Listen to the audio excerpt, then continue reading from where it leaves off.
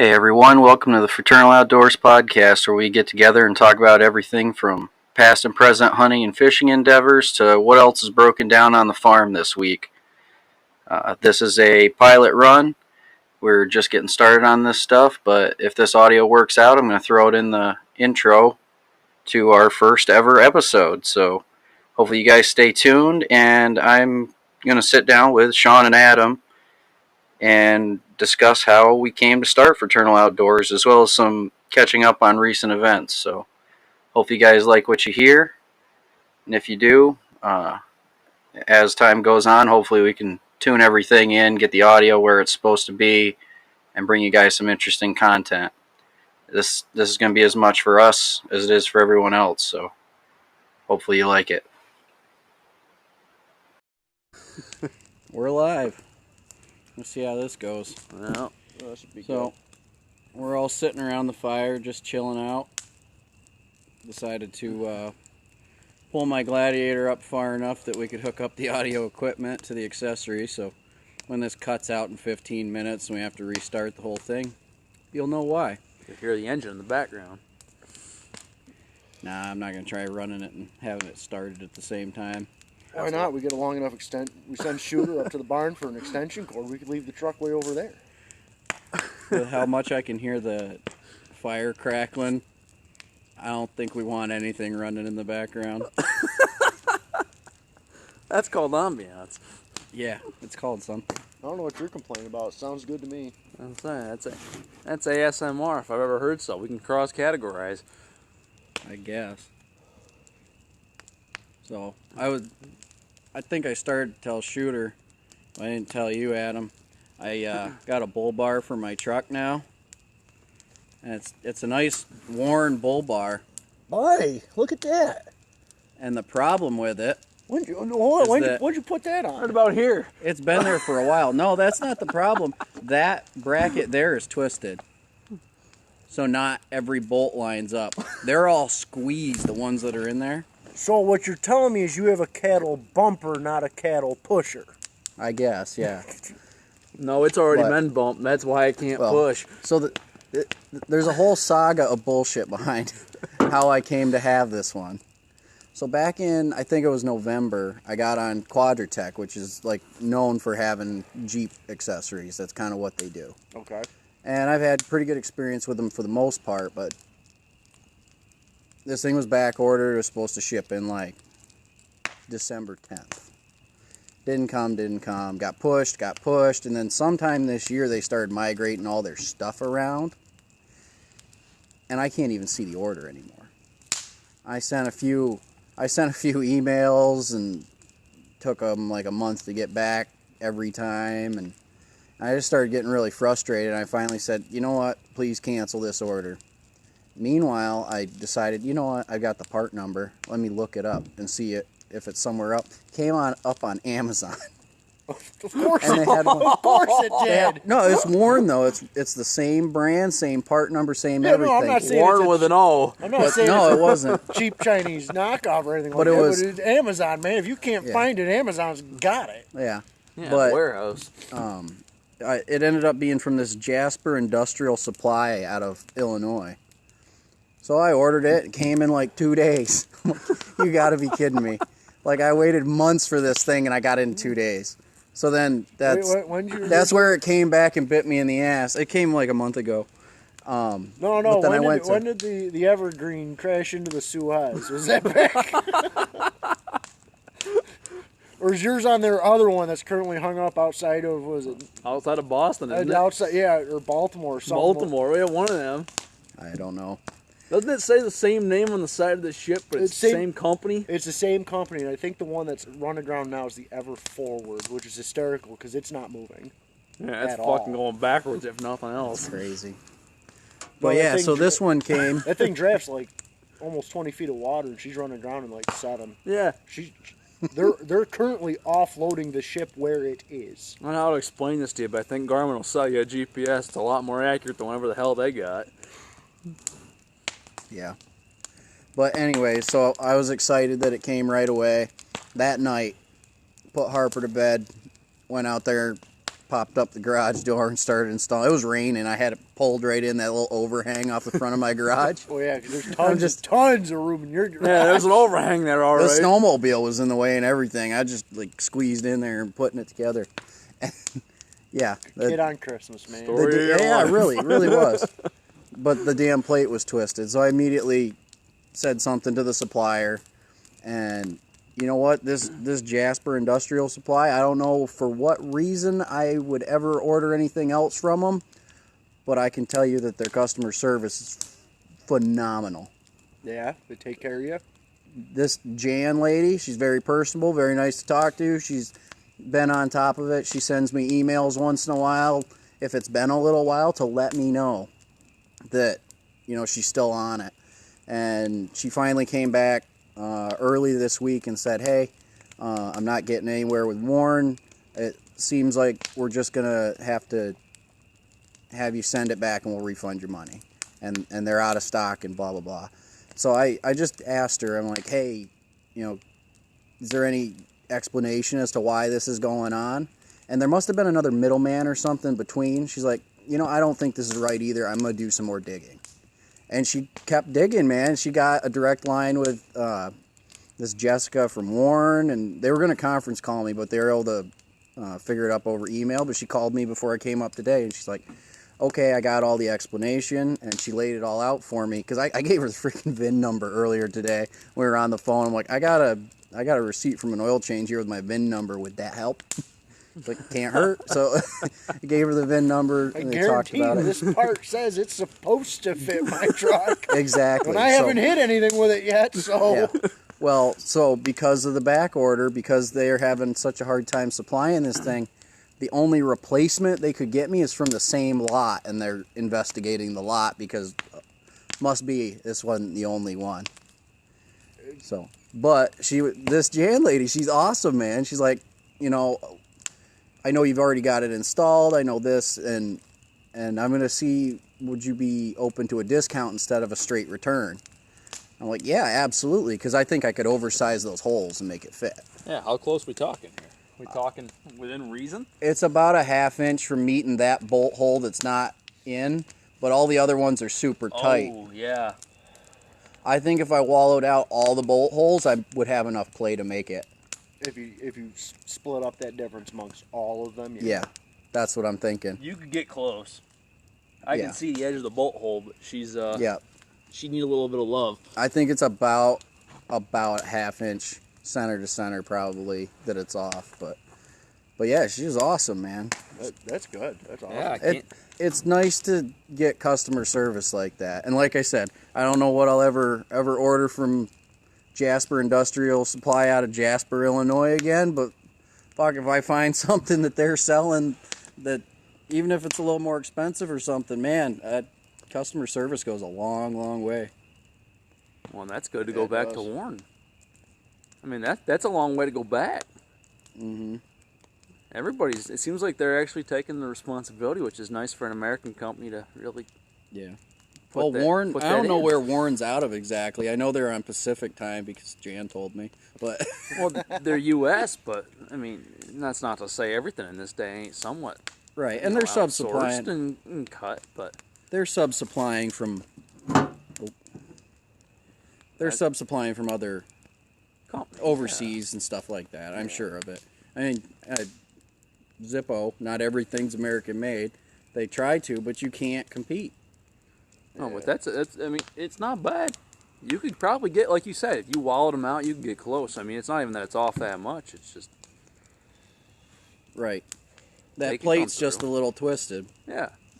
It got, you know, whatever their jig setup was, probably got tweaked, and somebody missed it, and they welded up a whole batch of them. And that could have just been the weld. It's almost certainly machine weld. Those are nice machine weld. That's a factory assembly line for sure. I mean, probably. It's batch, you know. It's batch assembly. They're jigging that thing up and they're running it. Oh, yeah. And then when another thing comes in, they're swapping over their tooling to whatever else. Well, and you could farmhand it into working. I mean, it ain't that far off that you couldn't do it. That's what I told her when I was on the phone with her. I'm like, you know, I could probably make this fit. It's just one of those things that you really want to drill out brand new. You bumper on a brand new Yeah. truck. I mean, that's... Yeah. But actually, I was helping... We ran into a similar issue, and I helped Buck put the lift kit on his truck. Mm-hmm. And he ordered it through Rough Country, which, if you're buying a lift kit for your truck, Rough Country. On his new truck. Yeah. Yep. Go through Rough Country, especially if it's a GM, because it is plug and play. Their Ford ones, that's the same one I put on my Ranger. Yeah. It's the same thing, yeah. Yeah. Yeah, there's a Ford parks next to me often at the work parking lot. He's got his fucking Instagram handle on his back window. I'm like, what the fuck? I haven't looked at it yet. I kind of want to see what he's about. That's awesome. But he's got a jacked up white Silverado with Rough Country stickers all over it. I want to know if it looks like my Ranger one, because that... But what did we put on his... Oh, gosh. I think we started with a 6.5-inch lift. And I can't remember what size tires and rim offset he did, but he pulled the measurements off Rough Country's website. That's cool. That said, hey, for this truck, this lift kit, we recommend you can run up to these size tires with this type of rim offset, and you will not have any clearance issues. Nothing will rub. There you go. Sweet. We get the tires. Fun fact, his tires did not fit in the back seat of my Malibu. We tried. Well, he got the call that his tires were done, and we had, well... On the rim. Not on the rim. I mean, So they came in. We had the truck... We had the back axle of the truck on the floor. Right. So we're not picking them up with the truck. You're already ready to go. Yeah, we're... So, It's like when we needed parts for the Xterra. Yeah, exactly. Exactly. Like me last weekend, making a bolt. Yeah. So a quick call to the father-in-law. He came to the rescue with his truck. But we get it all put together. Step outside to admire how sexy she looks. Take it for a test drive, and if she isn't fucking rubbing. Bad. Like, pulling on his bumper. Oh, shit. Yeah, yanking the Like splash guards and Yeah, everything. all the plastic fairings inside up in all your They air said it dams. would fit. They didn't say it'd fit with plastic. So, You gotta cut that out. well, so you know Bach. He cut it out? Yeah, he's got a sawzall in his hand already. Flips his lid. Oh, yeah. He is on the phone with Rough Country. Like, 12 o'clock in the morning. Like, it is midnight. With 7 beers in him. He's already gone. No, surprisingly, we weren't drinking. I Oh, thank God. can't tell you why. Oh, that's why, because it was his new truck, and he didn't want to fuck this up. Yeah. That's why he called the auto mechanic down. Doesn't connect with him, because it's midnight. Right. So we call it a night. I go home, give him a ride home. Yeah, because he didn't want to risk it.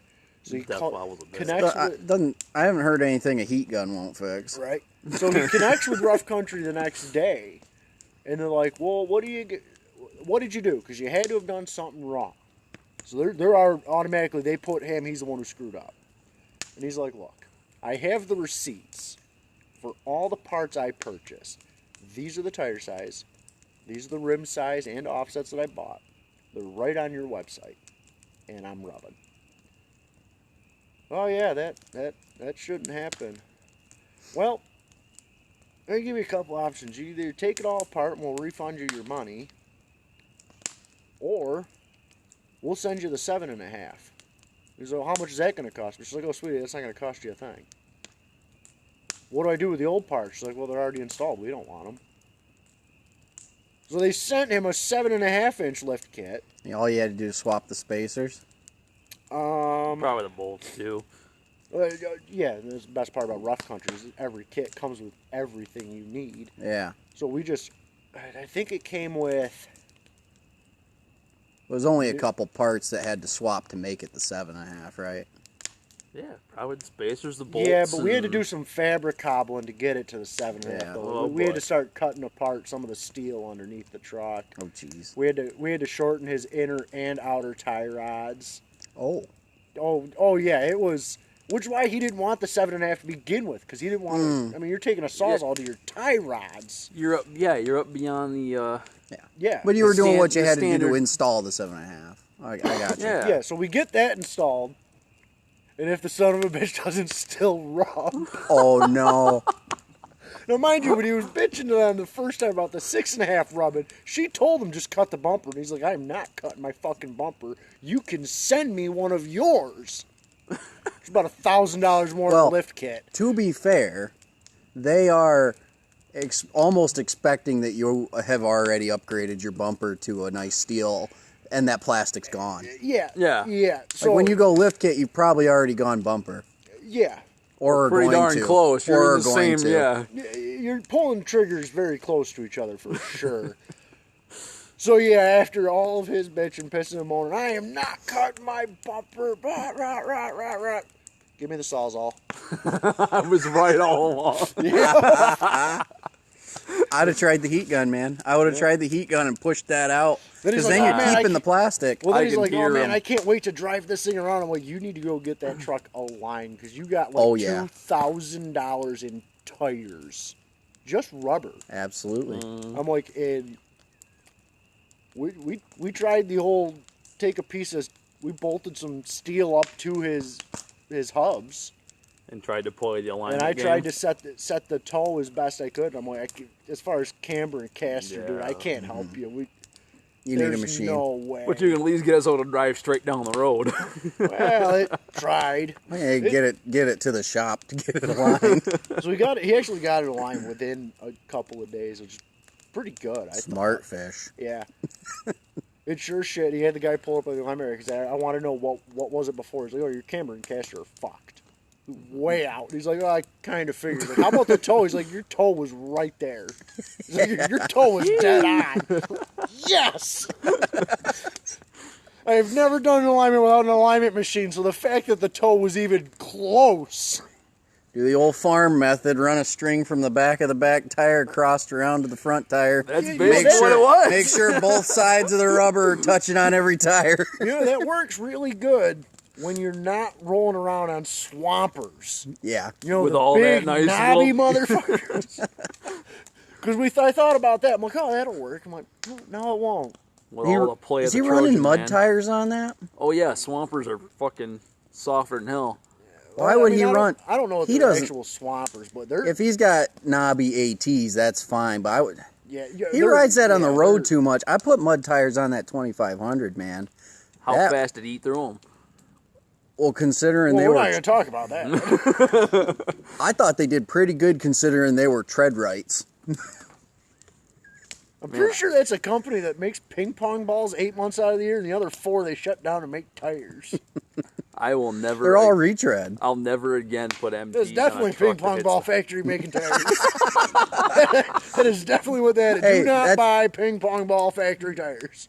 Tread right makes some awesome tires as long as you're not riding mud tires on the road all the time. I was gonna say that's the problem. I got pretty good. I don't remember the exact miles, but I got a good amount of miles on them. Well, that was my mistake. General AT4 AT2s. They make those. We nice put Generals tires. on them. Maybe, I don't know. General Tire Generals makes good are tires. That's what I had Steph put on hers. Listen, I'll die on this hill. Mastercraft. I will put Mastercraft on any vehicle I own. I don't care how cheap they are. I've run Generals on a lot of vehicles that, God bless their tires. I don't know how they've survived because I'm the king of chop. I've murdered every tire I can come up against. Oh, I'm a huge fan of Generals, dude. Nicole got, when we were still I living miss in them, though, Buffalo, man. she got in a bad spot, and I put a set of 4 General Ultimax or something like that. Yeah. That worked great. Yeah, I put, Steph was tire shopping for that Santa Fe she had. I think it was the Santa Fe. Yeah. And she was talking, she's looking at tires and all this stuff, and it came down, there was like a minor price difference between the ones that she thought she wanted and these General, like the equivalent, General Tire equivalent. And I'm like, you want the General Tire? She's like, why? I'm like, General Tire's good. And she's like, I don't know, blah, blah, blah. And I'm like, 3 mechanic friends text them. And I think it was Nick. It might have been you. It was you or Buck. And then I'm pretty. And it was Gomer. Yeah, no, I'm pretty sure she did reach out to me and ask me and about Gomer, it. Yeah. and she put the 2 brands, and everybody said General Tire, and she just started fucking giving me the business. I'm like, yes, I remember that told because you. she texted me and Gomer in the same message. Yeah, and I Gomer messaged fired Nick. back like instantly, General. Yeah. And I replied back, Yeah, I hate to agree with him, but in general, Yeah. that's what you're putting on. Man, I put those on my Ranger in college when General was a fairly new company. I bought the AT2s for $100 a pop. They're still on my Ranger. This is You 12 still have years. that Ranger? Yeah, 12 years later, them tires are still going. They ain't road tires no more, but they're on my mud truck. They're still Is there anything left of that Ranger? Oh yeah, fiberglass body panels. That thing will last forever. You guys and your fucking Rangers. Yeah. Listen, if I want to go faster in my Ranger, I slam the door a little harder, knock that rust off. Weight reduction, bro. Fiberglass body panels. I still man, remember that when thing you runs had forever. to align my S10 when you were in auto body at fucking... Dude, oh God. Your S10 was a fucking You would freak of bring nature. that up. I still feel fucking bad about that. I left you. You needed it back by the weekend. I told you I'd have it back, and if we didn't break every fucking bolt underneath it, I had to loan you my truck because I couldn't leave you. I told him I had to be Which home. was the white Ranger, wasn't it? Or No. you had the red one? You had the red Ranger. I had the green one. No, it was a green one. With the fucking light on the top of it. Yeah. Yeah. The Well, blue the red one had a light on top too. Yeah. Yeah, but that had the 1980s, like the old It was the incandescent same light that I bulbs. put on the red one. I told him, like, I have to go home this weekend, so you're putting somebody's keys in my hand. And it got to that day, and he came in the chapter room at the fraternity house. And I just handed him my keys. He He's like, put "Oh, his who's hand your out, and I put my hand down under it, and he drops his keys. I went, fuck. I'm like, I gotta take this for a ride with somebody that drove clutch for a while. Give me some pointers. That thing had it's such a tight little zone for that. Yeah, And I hadn't it's drove a Ford. clutch. They're all them clutches with the same damn thing. I drove Yeah, until you Gomers. smoke it. I let my brother, my Red Ranger. What, had no clutch left? Oh my God! Well, so here's the thing. Anybody listening, if you work on cars, more power to you. I wish everybody would work on their own stuff. If you drive a standard, that's even better. If you ever separate the transmission from the engine, you are putting a clutch in the vehicle. I'm going to say that again. If you separate the engine from the transmission, you are installing a new clutch. Because I didn't. Oh. I thought it was either my master cylinder or the slave cylinder on the clutch that went Usually bad. when you separate them, the needle bearings just rain down. That's my experience. No, I didn't Not on a Ford. These things are notorious. Well, for it was a being Ford pretty good. Escort, and they did. Well, so I was having issues with my clutch. Like, I could not get this thing into gear, and I refused to believe that it was the clutch. Mostly because I bought it off Craigslist, and the guy I bought it from said he just had one put in not that long ago. And not a Gomer I truck. thought that on valve covers a few times in my life. Yeah. We've been I had there. just put some in. You're buying somebody else's problem. I figured out what his problem was. It was the clutch.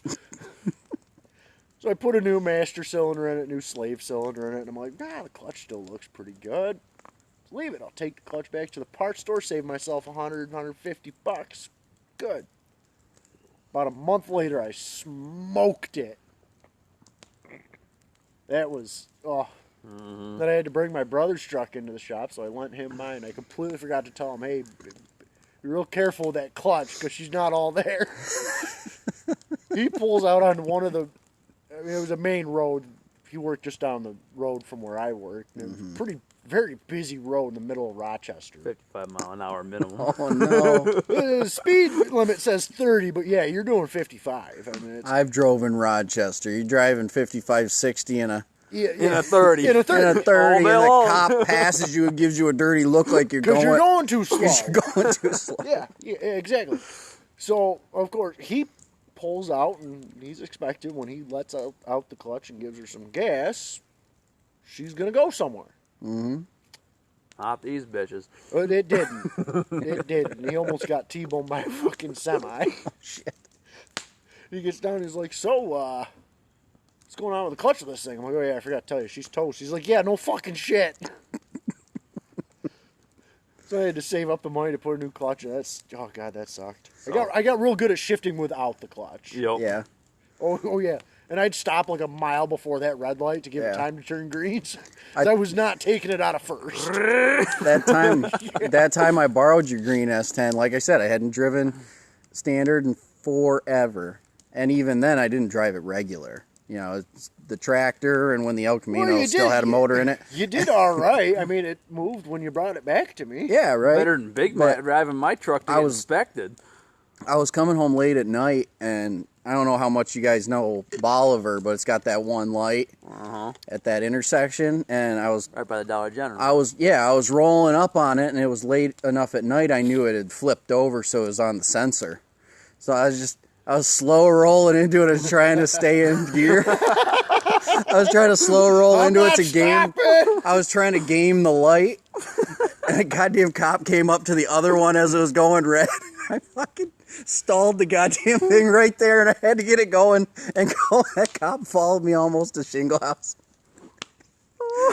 I know he was thinking I was fucking blasted or something. Nicole, just watching you go, so I'm Nikki waiting. decided she wanted to learn to drive stick, and I still had the Green Ranger at the time.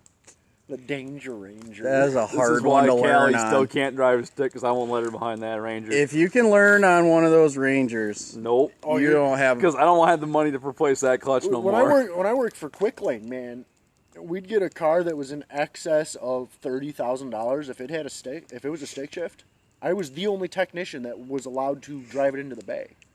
Like we had I think it was brand new at the time, Mustang GT 350. Yep. I mean, and this car, it had less than 3,000 miles on it. Yeah. Way less. It came out twice a year. Inspection and oil change. That's it. Yeah. What a waste. We made that guy sit in the waiting room for an hour because I was on lunch. But anyway, so Nikki wants to learn drive stick. Mm-hmm. So we're living in Buffalo at the time. Like, all right, we'll head down into Silver Creek, take some of the back roads there. There's no traffic. There's one stop sign that you're going to have to pay attention because crossing traffic does not have to stop. Right. And they're doing 55, 60 minimum. So You stall in that, we got a problem. yeah, so when you decide to go, like, you're going. Dump it. I told her, I said, dude, if you got to dump that clutch, put the accelerator to the floor and just let off the clutch. I don't care. Feel like you're losing it, goose the gas and drop it. And she did really great there in that scenario. Yeah. We rolled through it, no issues. She didn't bog the engine or nothing like that. Get into town, catch a stoplight. She stalled that. It turned green. Stalled the truck. Gets it started again, no problem. Stalled the truck. That's what I did in front of that Gets cop. it started again, no problem. Light now goes red. Oh no. And I'm like, I'm like, screw it, turn right. Right on red, let's go. Yeah. Stalls the truck again. We got some guy behind us. Getting mad. So finally she's, that's it. Fuck this, I'm done. So we did a Chinese fire drill. Yeah. Hey, that's hard. It's pressure, man. At the intersection. And we get out, and the guy in the car behind us is pissing himself laughing. Because that's good, though. He knew what was going on. He went from being really, really mad to, I see exactly what's going on here. And he just, friendly, and I wave, and there goes Nikki marching to the truck. Just and of course, I get it fired up, and I tear out of there. Let me get out of your way. Yeah, I missed that. I took it to. That was the Green Ranger. Yeah, I took that to the scrapyard. I think it was running on 2 of 4 cylinders. Yep. Yeah. Now you had. I can't believe you had the same 3.0, right? I didn't have a 3.0. You didn't have a 3.0. You had a 4.0. No, I had a 2.3. You had the 2.3. Yeah. What was when I dropped? So my Ranger, that 3.0. That's what, a V6? Yeah. I had a 4 It ran for 4 years on 5 cylinders because I refused to do a piston kit. What was the one that Buck sold Carl? The white one. No, it was green. What white one are you talking about? I know, the white one that he I got don't in remember the a white he one. got the ticket in the house because it was sitting there without a tire on it. We had a propane tank underneath the axle. That was the green one. That was a green No, one. he had a white one that he got that because it was parked in front of Not my when he truck was all at the the time. house. Yeah, he wasn't at the house. He was up in that brick house above. But he parked the white maybe. We were gone. He parked. We were long fucking Go gone and by park then. the white Ranger that he bought. Right where he used to park the green one. Yeah. Was that the same spot where he drilled a bunch of holes in the airbox and But so he set it off the rev limiter a bunch of times and grenaded his water pump through Yeah, the I got hit by that grenade. The white one. I was covered in antifreeze and bits of powdered cast aluminum. No, but he took the tire off. He had a flat, it was a passenger rear tire on the White Ranger, and he had it in the fraternity parking lot. It was in front of my truck. He took the tire off, and he didn't have anything to put underneath it for a block, so he took a fucking propane tank off the grill in the back, dragged it around to the front of the house, laid it on nobody called OSHA. laid it on its side with the valve down. Well, at least he was. And let it sit. Down. The guys across the street from us there, the family across the street, called the police and said that we had an unsafe vehicle. Yeah, practically a bomb. There's no sugarcoating this. That was a bomb. No, we knew it was a bomb. Unintentional, that was a bomb. Thank Christ the guys that called it in didn't know what it was other than an unoperable vehicle. I'm sure that's not the first thing that made the file on the watch list for Carl, but I'm sure it made the list. Oh, it's on the list because, like you said, it was probably the first time that Bomb and Carl were in the same phrase in a negative connotation. It's not. Yeah. Oh, in that location, yes. In that location with a negative connotation, it's probably the first time. Yes, I'll give you. Did I get tased? Into compliance, Gomer. Yes. I remember he was still pledging when Buck sold him that S10. S10 Ranger. And I went out there and filled it. I went out there and filled it with snow and gravel while I was there. I said, "Get it the hell out of our yard." And it was. He had those oversized swampers on it. I know he did. And I bottomed it. I bottomed that fiberglass bed right to those tires. He's like, I can't move it. I'm like, you got to figure it out. And like a couple of days went by, and there was a slight thaw and freeze that night, and it just became a block of ice in the back. He had to chip it out. We were all hanging out at just outside of Mackenzie East. Yes, I just had to draw a compass. We're all hanging out outside of Mackenzie East. You remember those Magic 9 spots? Oh, I loved those. Right next to North? Mm-hmm. Yep. So Gomer thought we were all standing up there. So he pulls in with that Ranger up there. I loved those spots. Oh, so did I. They were so close to my room. I couldn't tell you how many days. I couldn't tell you how many days I was the resident director there. My RD didn't have a car on campus. You knew you'd get away with it. Yeah. Boy, fair's ballsy. Fair. Fair's fair. No, I can't. They're not rent cops. They're real cops. They are. That's the problem. That was the problem. Is they were real cops. University police they're state troopers. Not Alfred University, they're rent-a-cops. Yeah. Alfred State, they're real cops. State police. But, you had to butter one up, and the other one you could just fucking throw butter at them, man. Yeah. But so he comes pulling into those Magic 9 spots, realizes we're all down at the door to east, so at the bottom of that hill. Yeah. And you know that road that goes between north and east? Mm-hmm. That little service trash road. Yeah. So he starts pulling down that, cranks it real hard to east, comes bombing down this hill, drifts it sideways, and comes... a micrometer was needed to measure the distance between his panels and that building. How he didn't smash into the building, I have no clue. That got slippery right there. How he didn't get It was a towed steep out. hill. I went during one of our... Because he came off of the service road onto where normally grass would be. Yeah. Gomer and grass. There's your in first the middle problem. of winter, I went down there it was ow. I'm okay, thanks. I was down. I had to run back for something. It was like a winter break, but it was before they shut everything down. I needed to run back for I don't even know what it was, but I ran back over there and I pulled right up to that spot and I hopped out right onto a patch of ice and ate shit so hard. I split my hand wide open.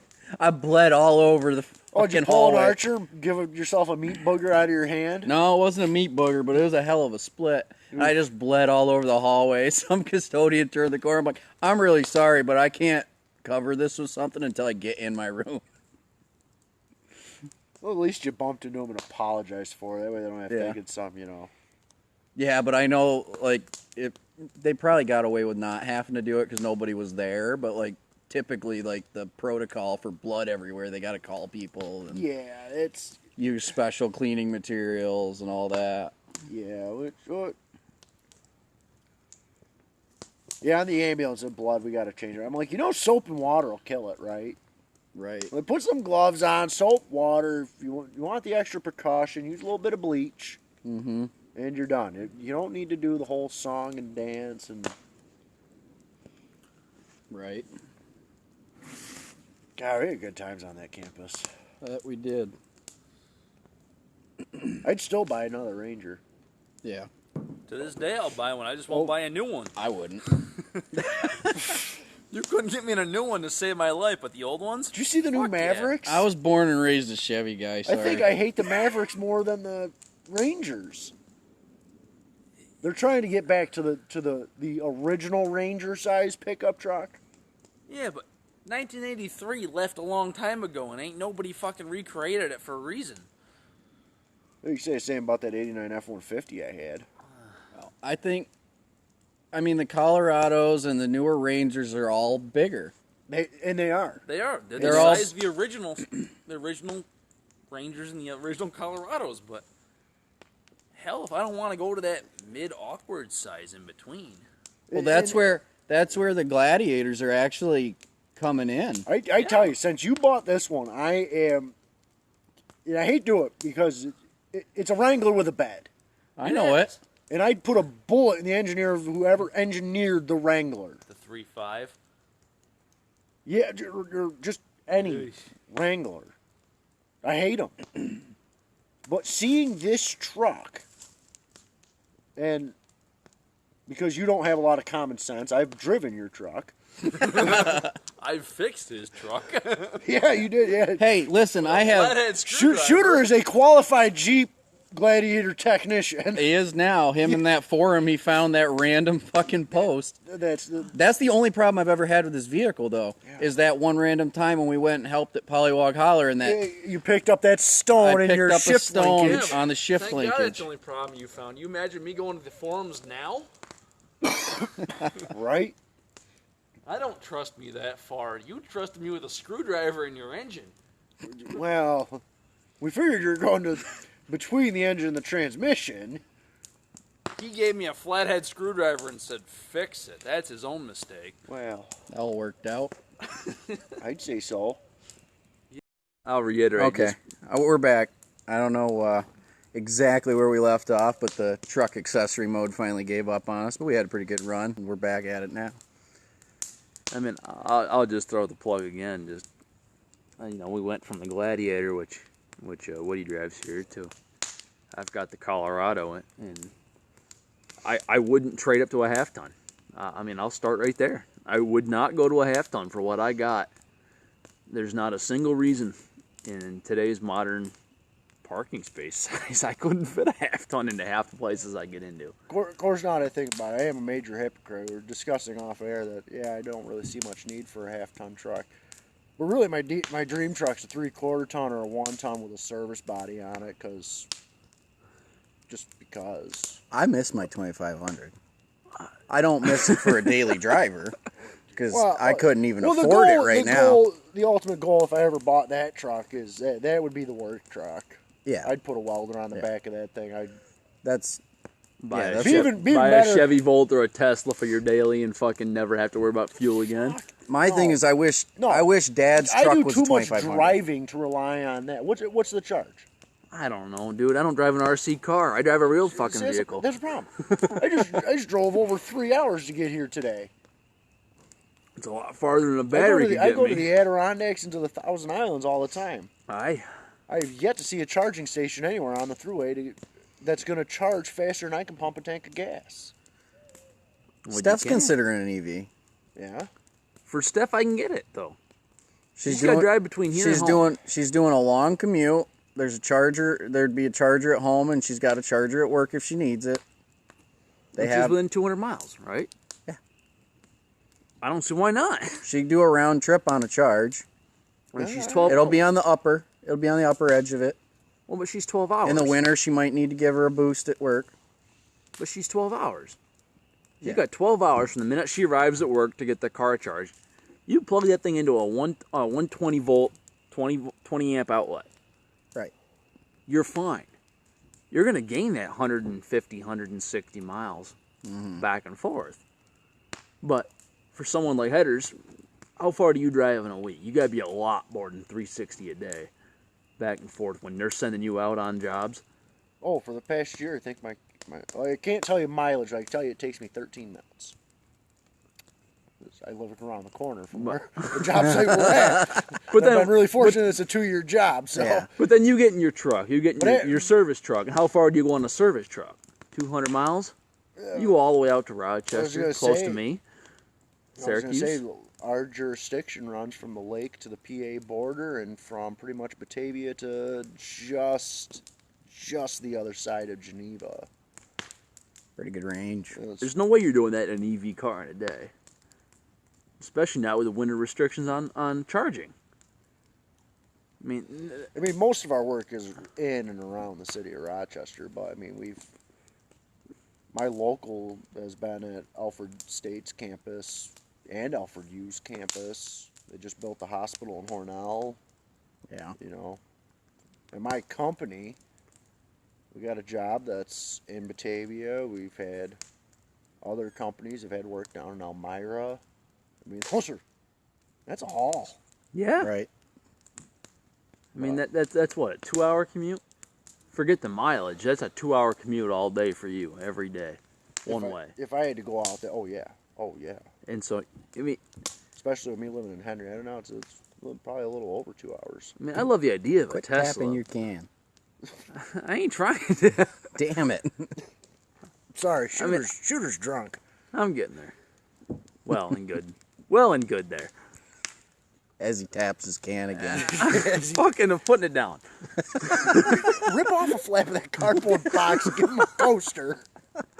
That's what I was doing over here. I got this notepad. But, I mean, I love the idea of a Tesla. And, out in California or down south, I can still understand a Tesla.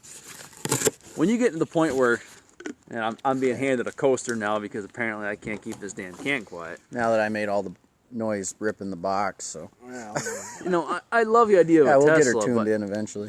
Until the final day when they come up with a way to make cold weather EVs, it's just not going to fly up north where we are here. I mean, not in a mass form, no. Yeah. And the only other thing too is, I believe that there isn't a battery recycle facility anywhere inside of our country for when those batteries go bad. Here's the other when they're thing. 160 pounds a pop. It's very much misleading to say that it's cleaner energy-wise, because the mining of the lithium is one of the most disgusting things humans do to this planet. Oh, it is. Lithium mining is terrible. Oh, the carbon footprint. If you've never Googled it. And the additional pollution, the way they harvest that stuff, they use heavy chemicals that they seep into the ground. Yeah. In the collection methods. But nobody cares about where it comes from. That's why the whole Pebble Mine thing was such a big deal. They just want to see what are your tailpipe emissions. Yeah. Right. It's not being mined in this country, so nobody who's... Oh, they're trying. The Pebble Mine was going to be up in Alaska. It's one of the biggest lithium deposits on the planet. But it's also it's so ecologically important to our planet. It is. You can't. They can't touch that. No. They can't touch. And it's a Canadian company mining American soil. If you've never looked at it before, please take a second. Just Google it. Google what a lithium mine looks like. It's a strip mine. It's ungodly. Full of chemicals. There's nothing about it that's ecological. They have every waste holding tank, like the holding ponds that they create for those mines to hold all those chemicals when they collect them back out of the ground. Never in the history of humans has one of those not failed. And specifically with the Pebble Mine thing, that was one of the biggest components to getting it struck down, is because it's never not failed, and that's in a geologically active zone. One earthquake, one tremor is going to seep all that stuff right into major fish hatcheries, major ecological, major wildlife things. Say you figure about just into your water supply. Bears, fish. Yep. I mean, you're talking the last great frontier in the United States, potentially. I mean, almost the world. You're talking about removing one of the greatest single zones of just complete and utter lack of humans. And one failure, one earthquake, like what he said, one earthquake, you have removed the ability of that to have a clean water table. You've killed that population, and all to create a battery that's shelf life is 30 years. Exactly. I mean, they got to be replaced, and there's no recycling that 30 years from now. We're just deciding that our generation is somehow going to have this clean power and transport. And I can touch on that a little bit. Unfortunately, I believe I have to do it off air. I don't think I can discuss it. That's fine. The contracts and biddings are still in the process, so I don't want to be revealing information that I can't. But yeah, that's fair. Yeah. And the cost to replace that battery, if your battery lasts you the lifetime that it's supposed to, you're in good shape as a consumer. But what are you leaving for the next generation? Well, just take that aside. Up here, up north, with cold climate. Okay, you say your regular lead cell battery you got in your truck should be good for 3 to 5. Mm-hmm. I couldn't tell you how many times I've had to replace a battery 2 to 3. Mm-hmm. Just because it can't take the cold. Callie's been through 6 in 6 years. She's doing something wrong. I mean, granted, her car ain't the friend, but you could tell her that she doesn't need to leave the dome light on all night. Like, it's... You're scared of the dark, man. What do you want me to tell you? Put a floodlight on the house so she doesn't need to use the dome light to get to the door. Right? Oh, God, I could see Callie doing that, too. I could picture her doing that. Just leave the headlights aimed at the door so I can see all the way up, and we'll just leave them on all night. So that way I know if anybody's outside. I see the big scary shadow out the window. Yeah, that's why I can't sleep. It's Shooter's fault they moved in next to a cemetery. Hey, man. It's 150 of the quietest neighbors I've ever had. Until your shit starts flying off the wall. Well, I flush first. Oh, God. Jesus Christ. Well, switching gears just a little bit here, I wanted to tell you guys about that mountain buck scouting camp that I went to. Oh, yeah, that sounded cool. Shooter wanted to talk about it a little bit earlier. I'm like, let's save it for the podcast, because then you're here to talk to it, and then we capture it as well. But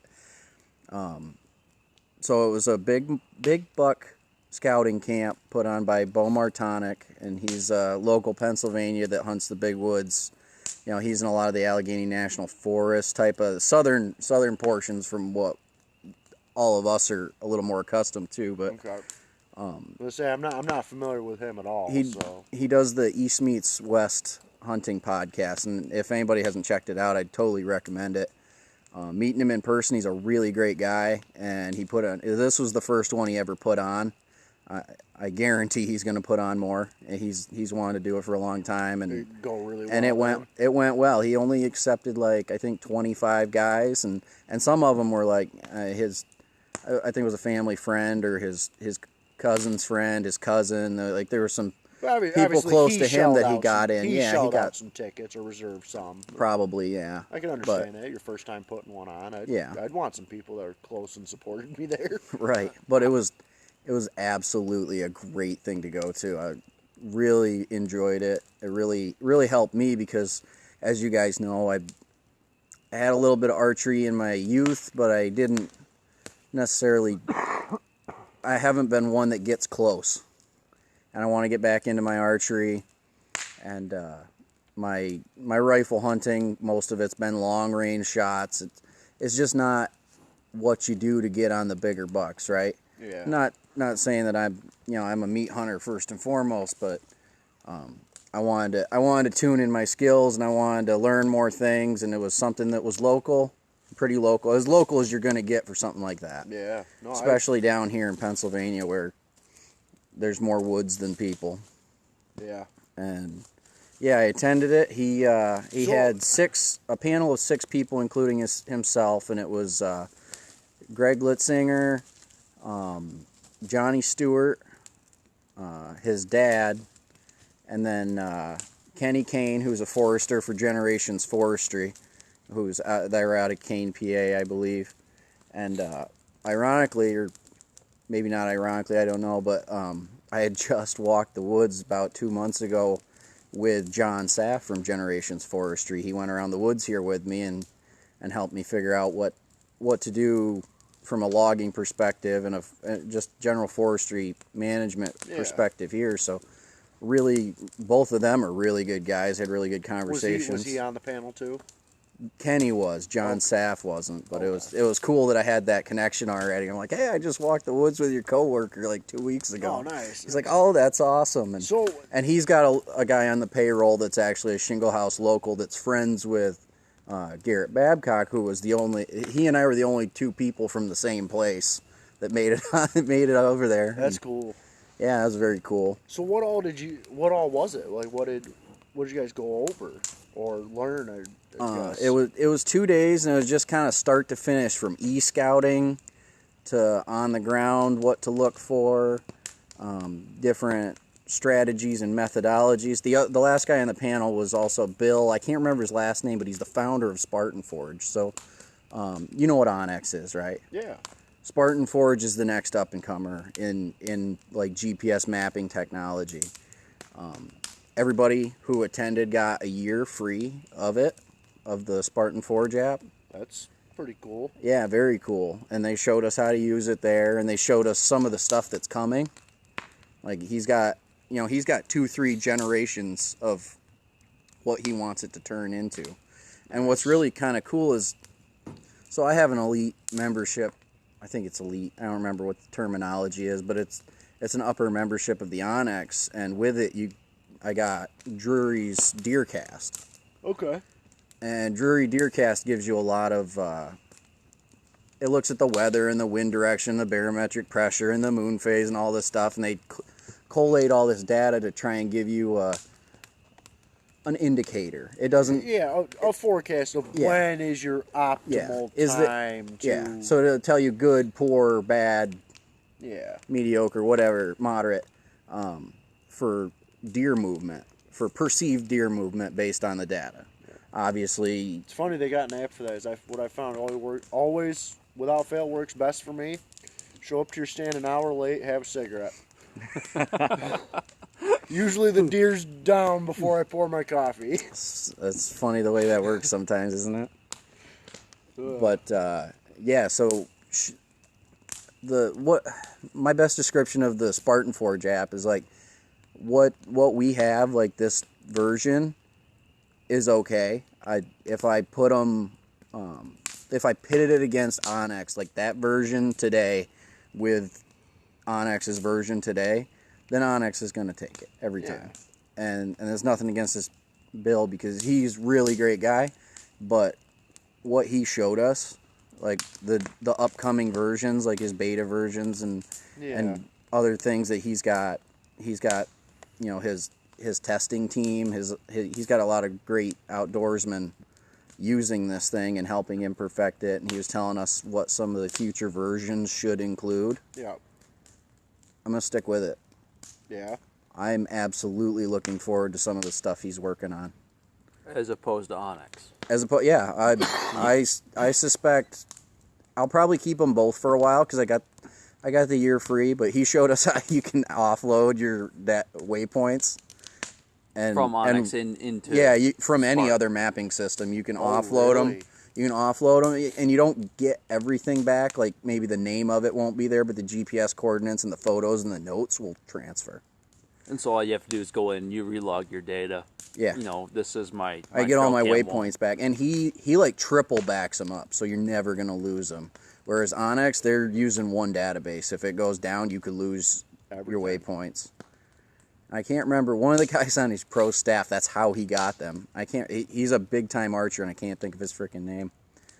But, yeah, he got him on his pro staff, and that's how he sold him on it. He was like, oh, and you won't lose your waypoints. He's like, really? Because he lost them like twice, and he had thousands of waypoints. I can imagine, yeah, for a professional hunter that hunts multiple states over multiple seasons. I mean, that. Yeah. You imagine losing all your data. That's you. Like, I'm thinking of just Yeah. like for me to get a system like that, it doesn't make sense for me for the hunting I do. I mean, I hunt. You think that, but I hunt it's 2 properties. Well, how many stands do you have? How many scrapes? How many rubs? How many trail cams? It helps you paint a real picture. I'll show you some stuff later when we go, because we also got to understand. Like, I'm just, it's pretty sad, but you know, the only person that really ever takes me hunting is my dad, and unfortunately he's not the world's greatest at like spotting all the signs and really knowing what's going on. I mean, he's taught me a lot, and the fact I was able to take that doe this year completely on my own with absolutely zero help is all attributed to him. Yeah. But when I'm in the woods, man, if I see a buck rub, I'm like, oh, sweet, there's a buck rub. I don't think twice about it. I don't really care. Well, I mean, I kind of care, but I have no idea what it means or. Yeah, and that's something that this. But you have a professional class, hunter. I'm sure they're going to document all that stuff, so it'll lose all that information. Oh yeah. That's why I said, like, it doesn't benefit me or wouldn't really affect me, but for people who, and I know a few people who hunt multiple. Yeah, but even for me with the farm here, with 200 acres, 200 acres here, and another 4 in the family. Yeah. It's meaningful to me to know where my stands are, where my family's stands are, where my trail cameras are.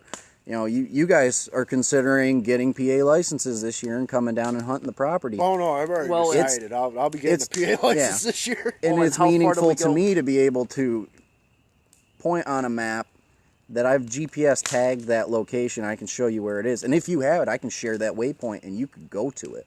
Oh, really? Yeah. Yeah. And that's one other cool thing that he said is coming on Spartan Forges, and this is a really big safety thing for people, and it's also a peace of mind the way he explained it to us.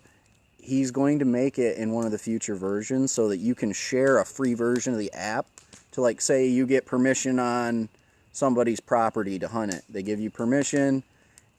One of the ways for you to help secure that permission or to give them peace of mind is you can share a free version of that app that when you have it open on their property, you can turn it on so that they can see where you are on the property. So if you have conditions of your permission, like, yeah, you can hunt it, but don't go over here. He can check at any time, make sure you didn't. Or you know, hey, I need to track an animal onto your property. Here's a free version. You can see exactly where I go and exactly what I do. I just want to go recover my animal. Something like that. But the other thing for it, and this is something that Greg Litzinger was, I believe he was pretty stoked about, because he was in an accident where he fell out of his tree stand and he was stuck on the ground, and he happened to get a message out to his friend, but he was paralyzed temporarily, but he couldn't move in that instance when he fell. And I could share that with my wife. I could share that with my mom. I can share that with a friend that knows the property. Yeah. And if something happens, I don't come in, I don't come back when I'm supposed to, you can find me in a critical amount of time. Yeah. And that's something Onyx doesn't have. It's similar. I mean, we tested a limited version of this on my property this past year, Eli. I had you come down. Oh yeah. To my property, and I put you in my stand. I knew where you were. I put you in my spot, but you shared your location with me, and I went off to a new experimental stand that I had, and it was nice to be able to see.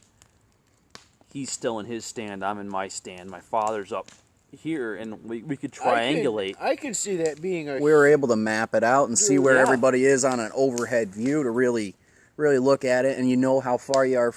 It was my first time to his family's property. I knew where the border was. Pure safety standpoint alone, that's huge. Yeah. So this past deer season, I've been very fortunate. My dad's friend has about 100 acres of land. I'm very fortunate to be able to hunt that every opening weekend. Provided I don't get anything opening weekend, I can hunt it for the rest of the season. Right. Which is fine. He's property owner. Whatever rules he wants to lay down, Right. I'll abide by them. From the stand that I've taken a liking to sitting at, I seem to see the most action. It's just, I like that spot. I can see my dad sitting in his stand, but he can't see me. Right. I don't understand how it works, but I can see him clear as day. I don't need binoculars, and he swears up and down he cannot see me sitting in my stand. And my jacket is blaze orange. Yeah. Right. And the reason we get away with doing that safely, and I mean, we're less than 100 yards from each other. Mm-hmm. Maybe 150. But in New York deer woods, I mean, 150 yards it's forever and a day. Oh yeah, I think the furthest shot I've taken on this property is 75. Okay. The 2 deer I took this year, I think I took them at 30. Mm-hmm. You know. But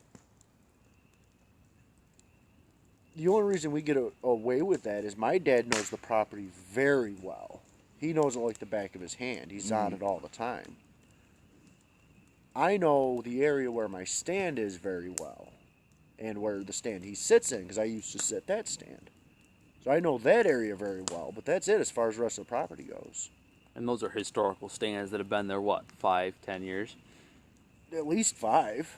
So, I mean, you're talking... But we got other people that are hunting on the property, too. I mean, we'll go out there with 8 of us in the morning, and I have to ask my dad, where are they sitting? Like, what you need to show me, where are my no-shoot spots? Yeah. Right. Okay, because we're all hunting up there with rifles. Mm-hmm. Yeah. Okay. It's all Rifle County. Even in a wooded area, if you miss that tree or you miss that limb, there's no guarantee how far that bullet's going. Freak accidents happen every day. Exactly. I mean, I try to make sure I got a really good backstop, something solid, but I mean, it's all old fieldstone, man. You catch a ricochet. Yeah. Yeah, it's so not... I had a no-shoot zone in the stand he put me in. That's the point I'm trying to make. So being able to plot where everybody who's hunting that day and be able to see in real time where they are, that takes the second guessing out of it. Now you can go be like, all right, I need that deer to come another 30 yards from my left to my right. For it to be safe. And as soon as she hits yard 31 on that line, she's dead. Mm-hmm. Well, or versus, I got 15 more feet before I can't shoot. Yep. I'm not going to risk it. Right. Well, we're speaking about this no shoot zone. You had a deer the first day I put you in my stand. Mm-hmm. I went over to an experimental newsstand that I'd hung. You had 2 bucks come between the 2 of us, and they were less than 30 yards from you, but if you'd have shot, you'd have been right in line with me, and you chose a camera. At the later part of that, there was a zone, because there was directly left was towards you. You were quite a ways off on the other side of a ravine, but I wasn't going to shoot that direction unless it was down.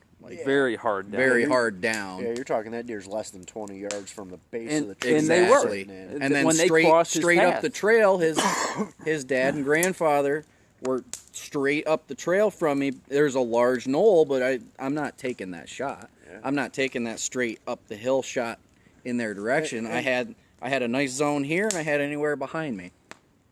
And anywhere to my right, but nothing ever came to my right. Yeah, which is, it's odd. You say that, though, is the doe that I killed that exact season that we're talking about, she came from the exact direction I would have been sitting on your first day that we saw those two buck come through. Yeah. They came right from that direction. They walked right over my right hand shoulder, and I had a perfect view into that same, what for you would have been a perfect kill zone. Yeah.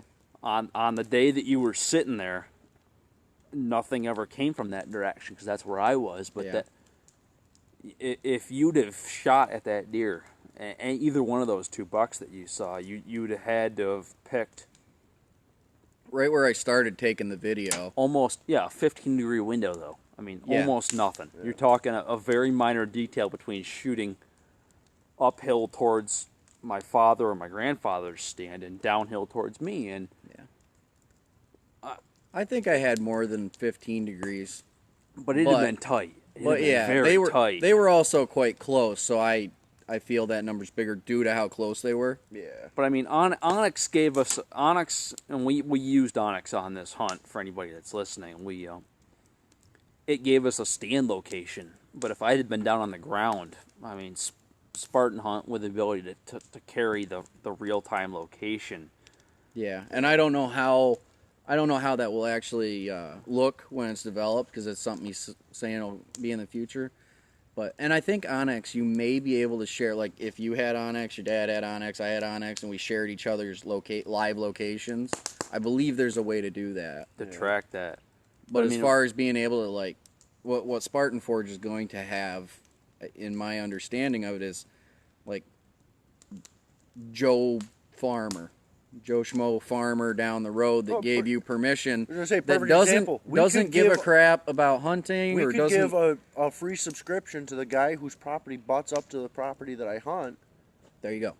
Exactly. And I could see where he's walking on his property, and he could see me sitting in the tree stand. So when 2 weeks later, or the following week, when the property owner's daughter's sitting in that stand, she doesn't have to jump out of it because they're shooting at her. Hey, absolutely. Yeah. I mean, she counted 7 stray bullets. That's another great example. At the base of her tree. Is scary stuff. Really scary because they're above her. Yeah. It's uphill. The day I shot my deer out of the same stand that I put you, Woody, in, the same stand about 3 weeks later, I shot a deer out of that stand, and that morning, the farmer on the adjacent property had pushed the deer down to me. He didn't know he did it. He went out to check his gas well on the edge of his field. He pushed the deer down to me. But if he'd have been using the app, there's no way to say that I wouldn't have been, hey, I better not make that shot. You know, that could have been dangerous. Now, granted, in my property it wasn't. But right. But not everybody's in that same scenario. Well, and you go out west where it's a lot flatter. Or you go out into a location where it's a lot tighter. You know, granted, what do you have?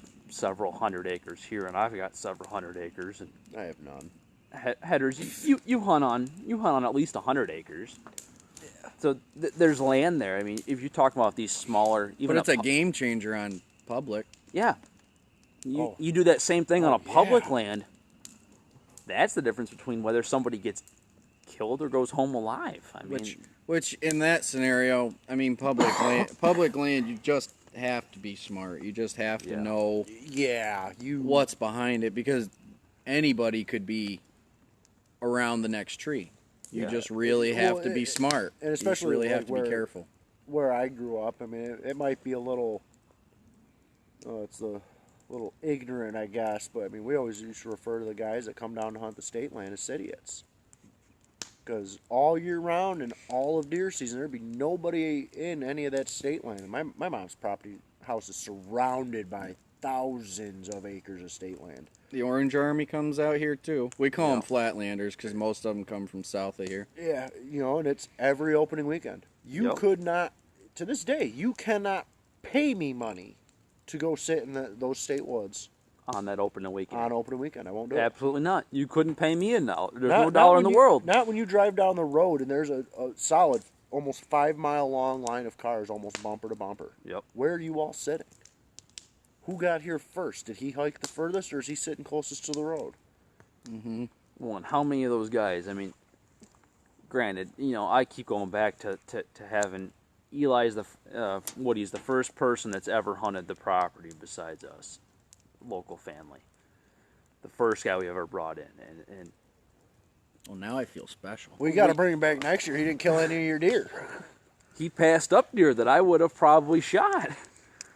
He told me we don't shoot anything less than 8. If it ain't less than, I asked him up front at the beginning. I said, "Hey, what's the age class? What's the this that?" You know, I want to be respectful to the property and not.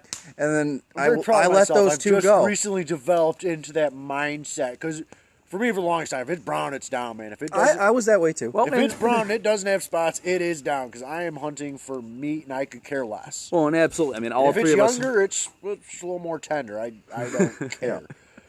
All three of us around that table. I mean, we're all I think we're all starting to develop a little more of a land ethic where an older age class deer it's lived a little more. It's had a chance to recreate his genes in the gene which pool. I'm really happy about because and given the opportunity, I will take an older age class animal. It is, but another reason I'm really happy that that's starting to develop with me is because I have like a 10-minute video of a spike that I almost shot because I thought it was a good-sized doe. Until he put his ears down, I saw it was a spike. Mm-hmm. Put the gun down, grabbed my phone. And what? It was the coolest thing. But if I hadn't been more selective, he'd have died. Yeah. I'd have shot him 10 seconds after I saw him. We'd have been eating him tonight. Well, yeah, possibility. Because when I saw him, he was in range. Absolutely. Well within range. Yeah.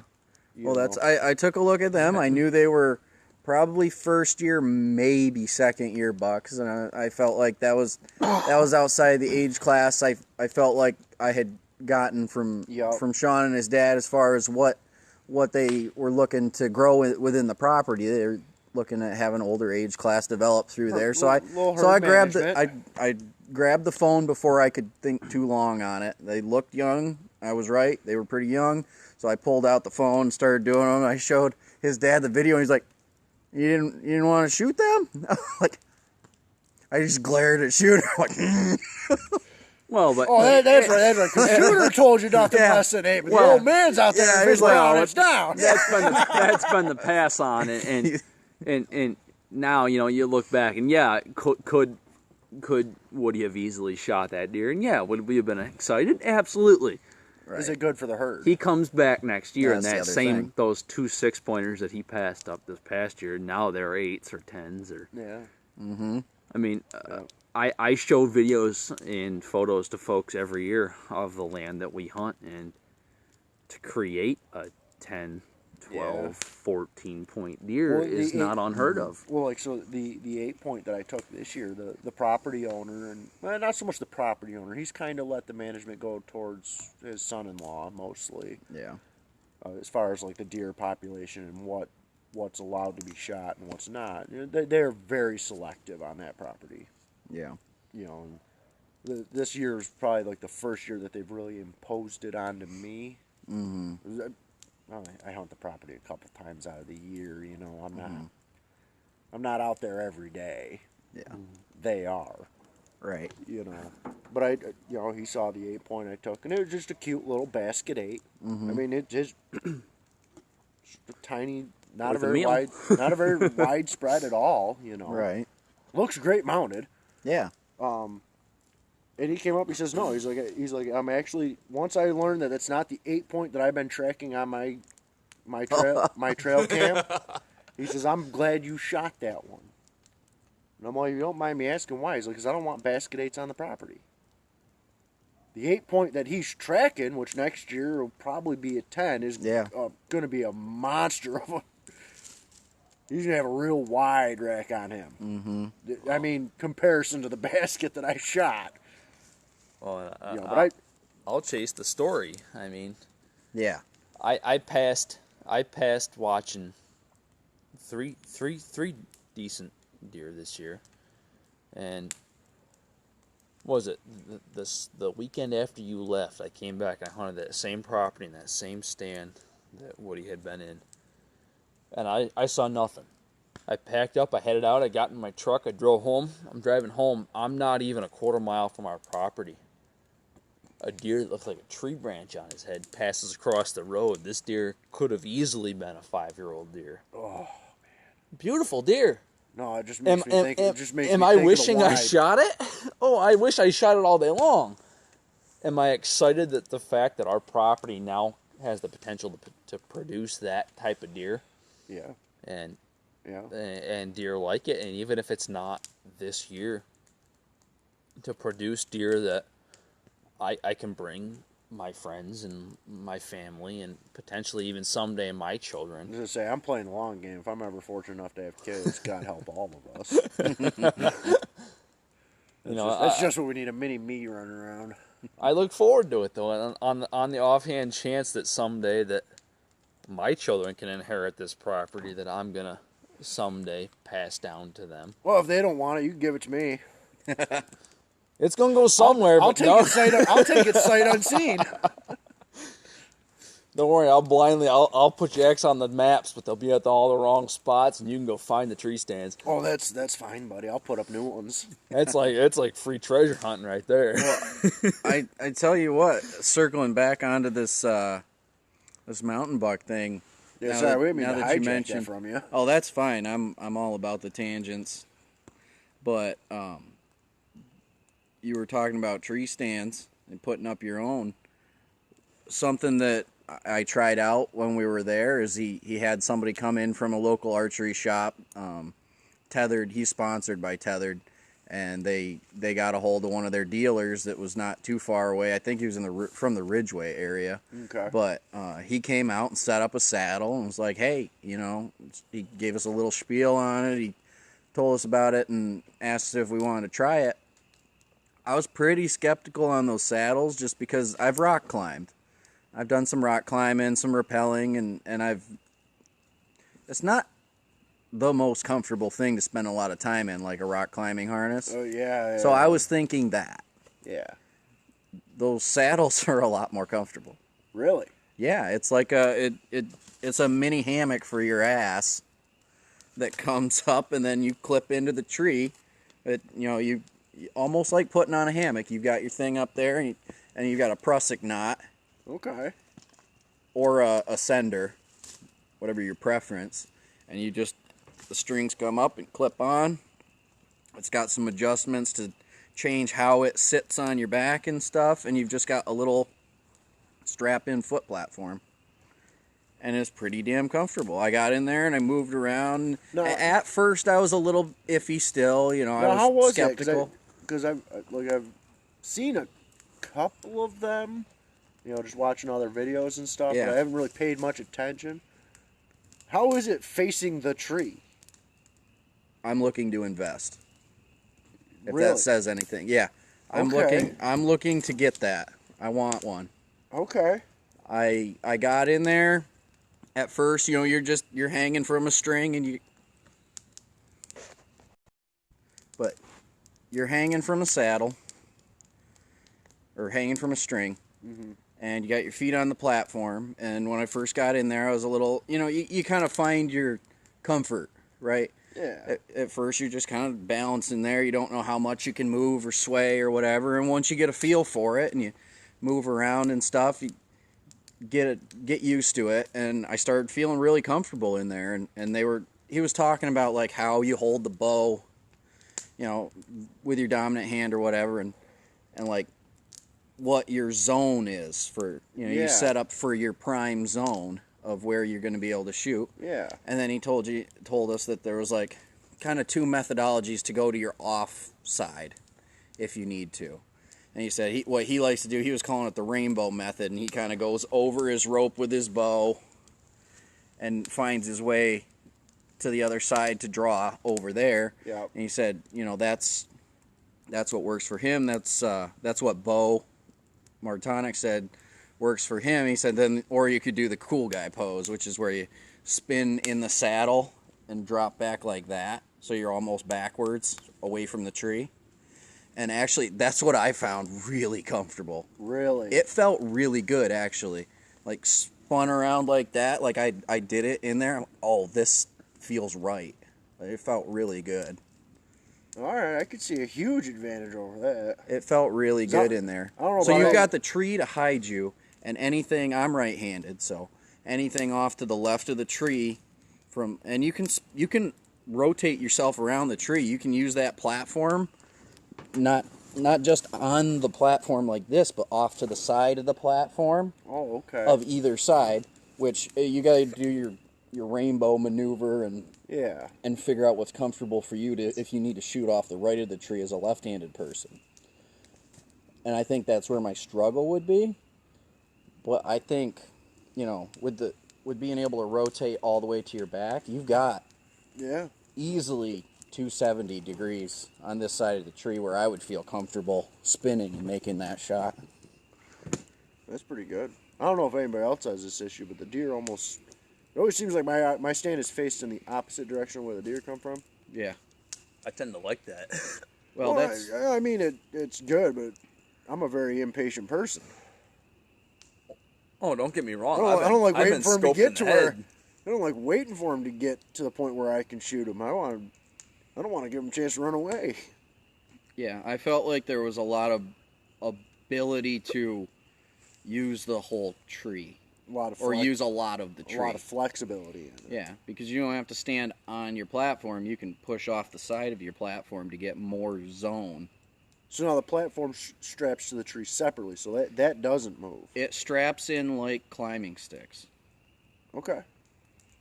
And then you're just walking in with your climbing sticks and your platform, and you can either bring your saddle or wear your saddle, whatever your preference is. And it's, he showed me what he found was really easy is go over the top rather than putting it on like a pair of pants. Okay. You go over the top, then bring your leg straps. Don't really have to be that tight. It's just so if you fall out, you don't spin around. I can see that being problematic. Yeah. Hanging upside down in a harness that's not designed to be upside down.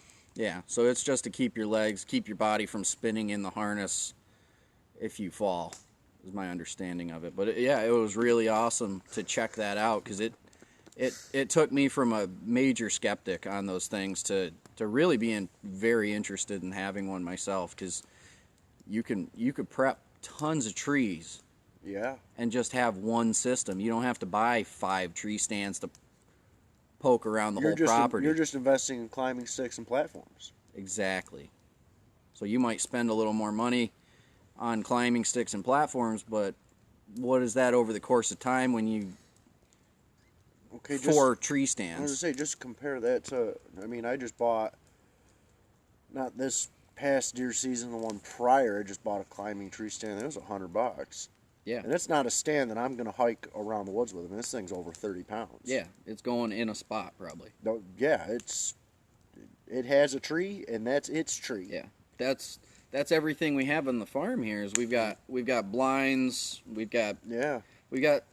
could skid them around. Call them ladder stands. They're set once you set them. And we've got a large 2-man ladder stand. Yeah. But none of those are very portable. Yeah, but compare that to the cost of climbing sticks and a platform. Exactly. How many hunting spots you got on this? As far as set up spots, we've got... Set up current active spots right now. 8 max? Really, really properly set up spots. You've got Dad's old blind we call the 99-cent blind. Right off from that, it's hunting the same spot, but you could also sit in the ladder stand, which needs some reno. We call that the Conestoga wagon in the sky, because Dad made these big loops of PVC to create. Yeah, I remember that. I remember driving past that stand on a gentleman's ride. Yeah, so we've got those two that are hunting the same edge of a thick spot on a terrain feature. And then I've got a hang-on up near one of those cameras we're going to check out either later tonight or tomorrow. And then I've got that large blind on the field edge. Okay. And I've got some other hang-ons or climbing things that could go out places. And I've got some just blinds in the works. So how much money do you think you have invested in all those spots? Me, not a lot. Not to mention, I don't think it's... Wow. But all right, not all of us are... Call it $100 a stand. You got $100 a stand into every location he's got, and he's got at least 6 or 8 of them. Yeah, so exactly. you're between $500 and $1,000 worth just in sitting worth stands. Of stands sitting out there. And I rough priced like a tethered setup, and tethered is one of your upper tier brands in my understanding. Just scratching the surface of this whole tree saddle world, but Predator platform is like I think it can be up to $200. I don't really remember the exact price. And then let me see. Saddle, ropes, ascenders, climbing sticks, and a Predator platform. I think it all priced out everything together with no discounts or anything around $600. Okay. So it's pricey to get into, but I've got other climbing sticks I could use that are for ladders, or not ladder, but just hang-on stands. Yeah. So I could skip the sticks. I found like $120 local guys selling a Predator platform, and you can get way cheaper saddles. Like that's the newest model of tethered. Yeah. So 600 is your, like, in my estimation of it, what I would say is like the Taj Mahal of what I would be looking for a setup. Yeah. And that's pre-discount. You know, there's I mean, Beau Martonic, if you listen to his podcast, he's got promo codes if you go to certain places. Yeah. For tethered specifically. But you as the primary say you as the primary hunter of this property, you're only going to make that investment once. Yeah, Because you don't need a well, set. that's me as the hunter for any property. Yeah. If you're a public land guy, Yeah. that's even better. You're not leaving your stuff in the woods. Yeah. For Comes somebody with else you. to usurp, or somebody else to take over or sit. You know, Exactly. how many times of a public guy have you had a guy set up 2-3 trees away from you? Or get in your ladder stand. Oh man, Well, that I don't know burns how my it is- buttons. don't I know how can't it do is that. down in PA, but in New York, if you put a ladder stand up, you're supposed to take it down at the end of the day. Yep. You can't leave it. But I mean, And if- I've and had if you- private. No, you can. Ask John. Yeah. Talk to John. I think you may have to have it permitted, or there's like a certain Okay. number of days. Okay, because That I was it's always allowed, told if you but- leave it up, it now belongs. You might as well consider it belongs to the state, and any hunter that walks through those woods, if they come across that stand, they got just much right to sit in it as you do. That's true. But I They've mean, got I've, just I've as had much- private land stands. I've had a guy climb my ladder while I'm in my stand, thinking he was on public land. There's hunt a little my private land. I it mean, looks it looks like a little outhouse up on my uncle's property. It was my grandfather's old little hunting shack, and it literally it's like a little tin outhouse is what the damn thing looks like, with a window in the back and just an open door. And he would sit there in one of those old plastic lawn chairs, and he'd always, if he sat there all day, he'd get a deer. Damn it, and it was near a property line with some Ann and Crick hunters on a local road. And they would sneak in there and get in his spot, especially after he passed. After he passed, especially, they'd sneak in there and try and sit that spot, because they knew it was a good spot. Yeah. And Especially if you sit there all day, you're guaranteed a deer. we'd have to go and boot him out of that spot, Yeah. because we used to have a little bit bigger hunting camp. Yep. right up near the line. And yeah, it's 500 yards from the line, but Well, it's coming off a main trail. So was my sounds like archery. that's somebody who is well aware they're trespassing, but Well, but 500, Well- 500 yards, you're really blurring the line. I mean, A The lot of archery these stand- local hunting camps don't know where the lines are. my archery stand, the one that I'm talking that about, is, where that I is had. really impressive to me because I guess I can't speak for everybody, but every property I've hunted, I tell you the rock that's the line. No. Well, over the course of the years, things have gotten more and more posted on a lot of these. But my uncle's piece isn't outrightly posted. If he catches you on it, he'll boot you. Yeah. If you didn't ask permission and get it. Yeah. But it's not, the line isn't flagged the hell out of, and there are many other lines that are. Some of which my other uncle struggles with his neighbors, because they think that the four-wheeler trail is the line, and it's far from it. It's Yeah. hundreds of yards from being the line. And actually, when I had the forester walk the property with me, he's dealt with that family before, and he's seen the pins, and he agrees. He's like, they're He not the line. agrees that the four-wheeler line is a couple hundred yards inside your uncle's property. Yeah, Oh, and I've he also the line also out- the noted line- that the guy was putting them in the trees with nails, and that was just burning him up because he's a forester. The line I'm talking about, though, I was a quarter mile into private property, and I've had people come off of private property and climb the ladder of my stand while I'm in my stand They never looked up. They never asked. They never said anything until I've had a guy feet from me during archery season that he thought he was on public land hunting a public stand. No, I gotta ask, what's your thought process, Did you want to see how far up he'd come before you made him shit his pants? Or he was waiting for him to be in boot range. It's been a hard day because what do you do? What do you scream and yell and scare every deer in 100 miles off? No, just a real quick. Yeah, even a I've had butt deer. grunt. I've had deer 20 yards from my stand. This guy is. I've had guys climb my stand with deer in range. What do? Do you blow the whole hunt and hope that this guy catches the hint he's on private property? I do, but I'm a hothead. I was just saying, I would, but I'm also a pretty big fan of. I've also this never land seen is my land and not your land. I've never seen a guy though that's climbed my stand that's seen me in it. I've never seen him again. Yeah, I mean we had a guy. I'm fairly certain that man had to clean his pants out with a snow shovel. Yeah. I mean, we did have somebody trespass. Well, there's a lot of people that claim they didn't know when they damn well did. Oh no, we had one guy who he did his research and still crossed the line. Oh yeah, so that's why he did his research. So this is the property I used to hunt when I was a kid, when I was really avid into bow hunting because I was too young to gun hunt. And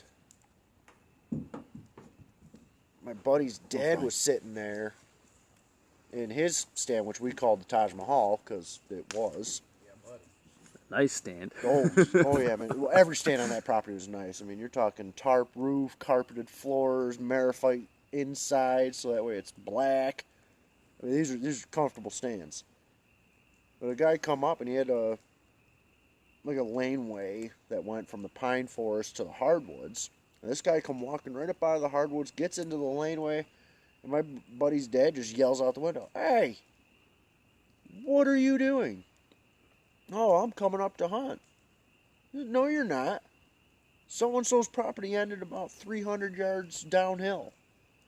No, it's okay. I got permission to be up here." "From who?" "Oh, Matt gave me permission." His son was Matt. He's like, "Matt's not old enough to give permission. I own the property." Get the hell out of here. Which, I mean, and his son Matt obviously never gave permission. Okay, Just happened to know the name. That is sneaky. Yeah, that is somebody. And had he not bumped cross paths with the owner of the property, Probably would have got away with it. he might have gotten away with it. Yep.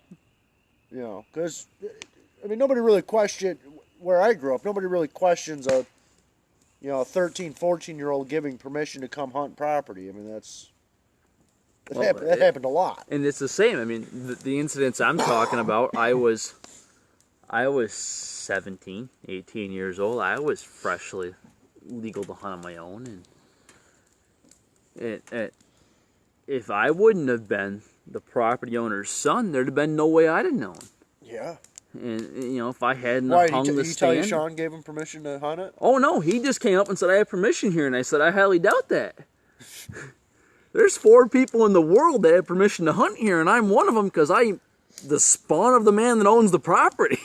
I'm one, and I know what the other 3 are dressed in today, and you are not that. Yeah, you don't win that argument today, pal. You do what my neighbor does. I don't ventilate people from that distance. If he finds a 4-wheeler on the property that he doesn't recognize, he pulls the key. Nice. Goes home. He's got a nice collection of keys, doesn't he?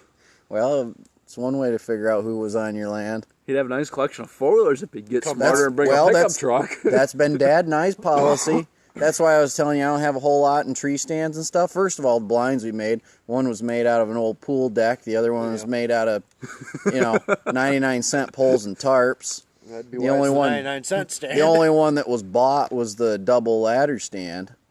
But we've got... And his wife ain't been on that one yet. And Dad's got...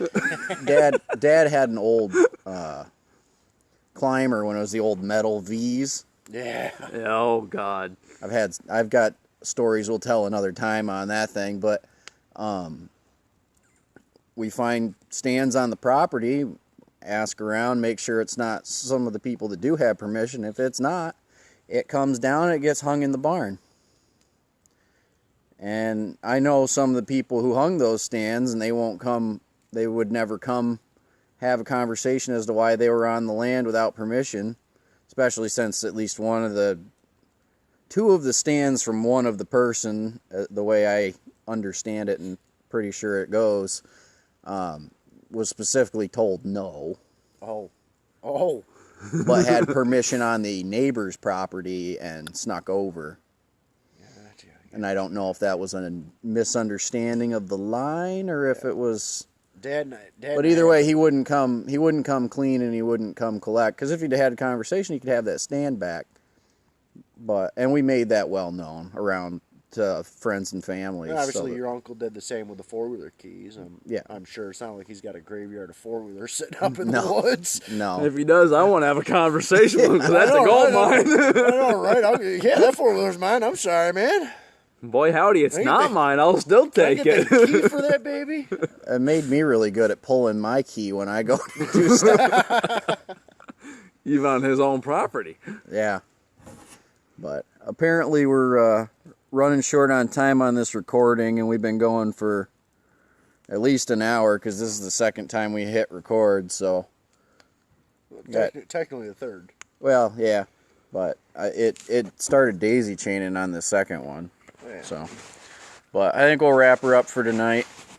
Hit her again another time. Hopefully everybody enjoyed listening to our ramblings and come back for another one. Maybe we'll actually get into some of the whys and hows we got started on all of this on the next one. But thanks everyone for listening, and good luck out there and whatever you're doing. Have a good night, guys. Take care.